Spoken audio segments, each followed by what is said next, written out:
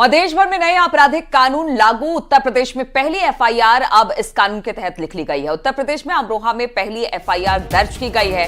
तो आज से नए कानून का देश भर में इंप्लीमेंट हो रहा है। देश भर में नए आपराधिक कानून लागू कर दिए गए हैं और अब खबर आ रही है कि उत्तर प्रदेश में पहली एफआईआर दर्ज हुई है। इस नए कानून को लेकर उत्तर प्रदेश में अमरोहा में पहली एफआईआर दर्ज की गई।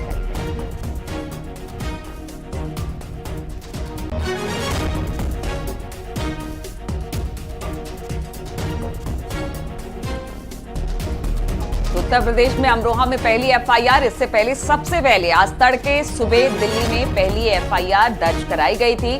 देश भर में नए आपराधिक कानून आज से लागू हो गए। 3 ऐसे कानून हैं और अब धाराएं भी चेंज हो गई है। चाहे वो हत्या का मुकदमा हो, धोखाधड़ी का मुकदमा हो, रेप का मुकदमा हो, हर में धाराएं चेंज कर दी गई है। अब ये देखना होगा कौन सी धाराएं कहां लग रही है। लेकिन अब खबर आ गई है कि दिल्ली के बाद अब उत्तर प्रदेश में भी पहली एफआईआर दर्ज कर ली गई है, वो भी अमरोहा में। बातचीत करने के लिए ऋषभ मणि हमारे साथ जुड़ गए हैं। ऋषभ, पहली एफआईआर नए कानून लागू होने के बाद दर्ज की गई है। किन मामलों में ये जो एफआईआर है उसे दर्ज किया गया है?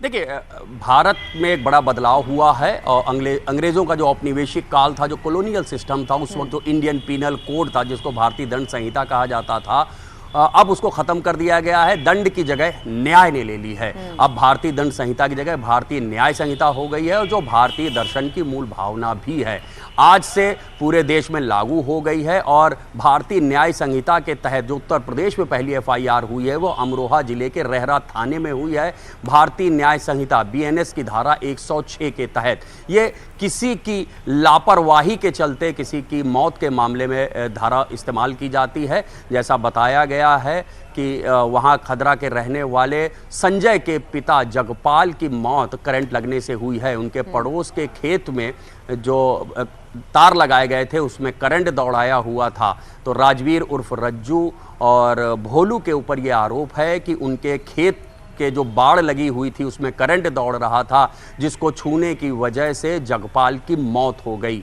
तो किसी की इंटेंशन उसमें नहीं थी, किसी का इरादा नहीं था, ये एक हादसा माना गया है। लिहाजा किसी की लापरवाही के चलते हादसा हुआ है और उस हादसे में जगपाल की मौत हुई है। लिहाजा जगपाल के बेटे संजय ने राजवीर उर्फ रज्जू और भूप सिंह उर्फ भोलू के खिलाफ बीएनएस भारतीय न्याय संहिता की धारा 106 के तहत एफआईआर दर्ज करा दी है।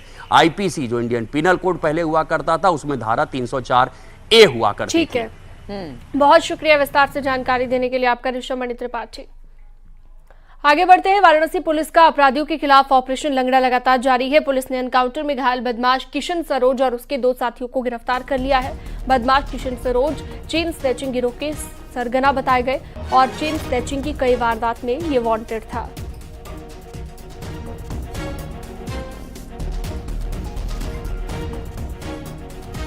तो पुलिस का ऑपरेशन लंगड़ा लगातार जारी है और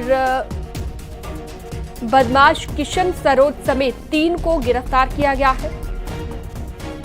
चेन स्नैचिंग के मामले को लेकर फरार चल रहा था।